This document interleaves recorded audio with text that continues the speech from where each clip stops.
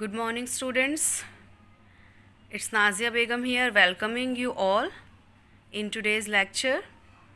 So today we are going to discuss the disadvantages of series circuit and also advantages of parallel circuit. Okay? So let's discuss about the first disadvantage of series circuit. So first one is here. All the devices in series circuit are having single switch. Okay, then second one, if one device get damaged, other devices stop working. Okay, third one, the voltage across all the devices are different. Then fourth one, the resultant resistance of the circuit is more than individual resistances.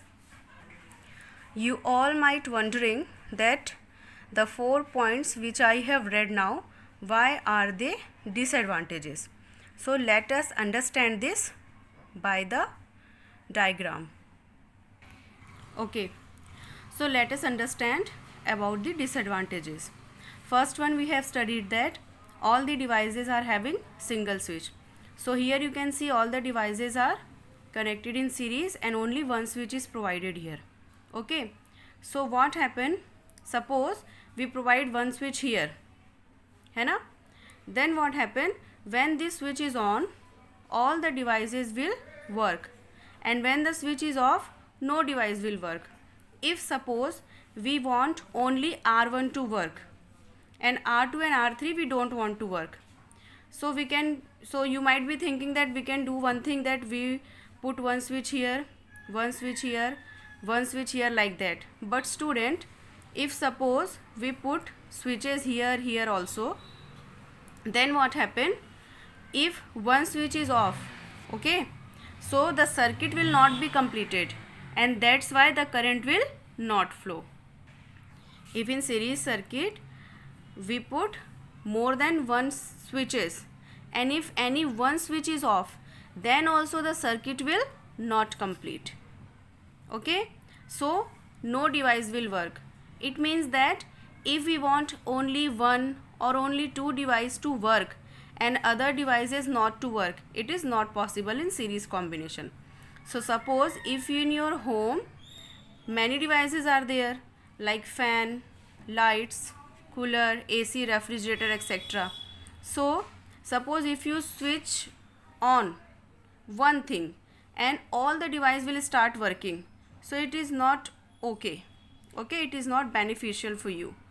So that's why series circuit is a big no for household circuit, okay, for domestic circuit, because it is having only one switch to switch on and off all the devices together, okay, which we don't want. Sometime we want only the light to on and fan and other thing to off. Sometime we want light to off and fan to on. So together we don't want all the devices to run. So that's why first one is a disadvantage. Then second point we have discussed, that if one device will damage, any one device will damage, other devices also stop working. Why this happen? Because it is in a series circuit. So if any one device, anyone, this one or this one, any one device stop working, that means the connection will not be completed, and that's why no device will work, current will not flow. Then third thing, all the devices generally runs on 220 volt voltage, but because they are connected in series, and we have already discussed that in series combination the voltage across all the devices are different. So that's why what happen, different devices are getting different voltages, and which is not good.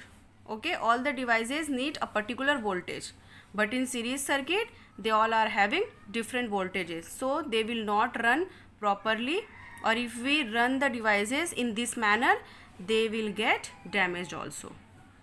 Then fourth and most important point, that in series circuit the resultant resistance is more than the individual resistances, and if the resistance of the circuit is very high, okay, it is the total sum of all the devices, so it becomes very high.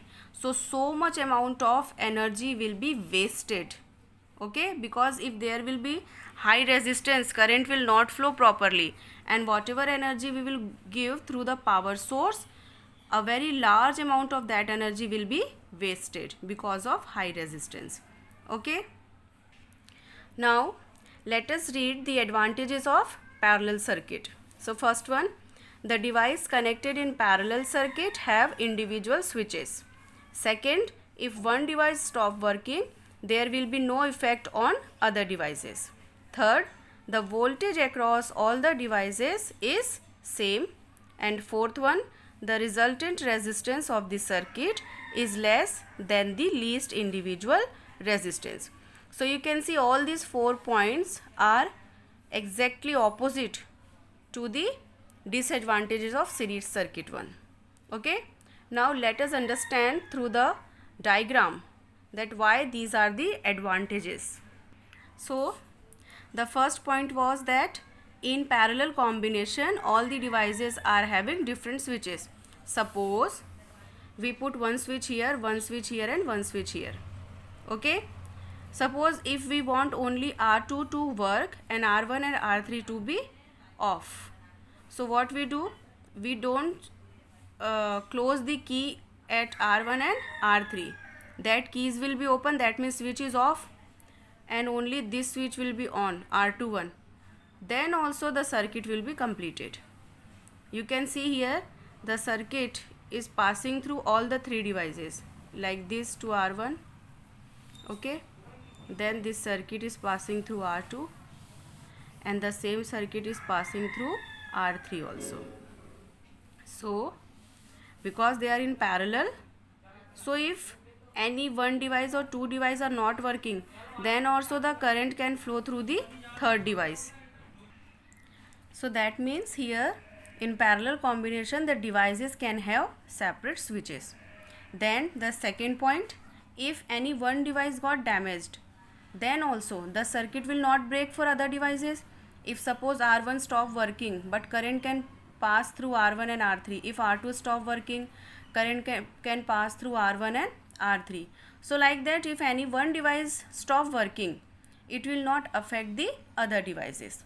Then third thing about voltage, here we have discussed because all the 3 devices are at same distance from the power source, so that's why the voltage drop across all the devices will be same, and that's why the devices will run smoothly without any damage.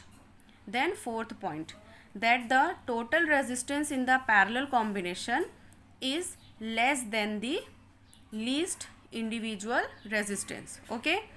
Out of these devices, whatever device is having less resistance, the resultant resistance of the combination will be less than that value, okay.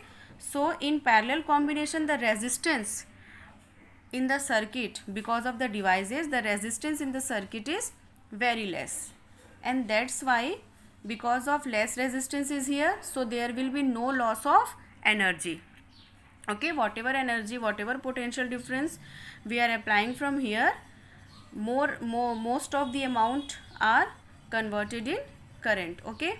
So because resistance is less, so amount of current is more here. So these are the 4 advantages of parallel circuit, and because of these advantages, parallel circuit can be used as household or domestic circuit, okay. But series circuit is also useful in some manner. It is not like it is totally worthless, okay. For example, street lights.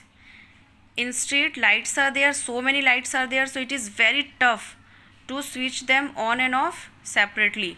So there a single switch is there to on and off all the lights. And second example is decorative bulbs, okay. In festival time, or if any celebration is there, so we decorate our houses and buildings with decorative bulbs. In those bulbs also, the bulbs are connected in series, so that no individual switches will be required to switch on and off them. So this is it for today's lecture. If you learn the disadvantages of series circuit, you can write just opposite for the advantages of parallel circuit. So any one thing, either the disadvantages of series or the advantages of series you learn, and other you can write by your own. And one more thing you have to remember, that where these circuits are used. Okay, so this is it for today's lecture. Goodbye, take care and do some productive work.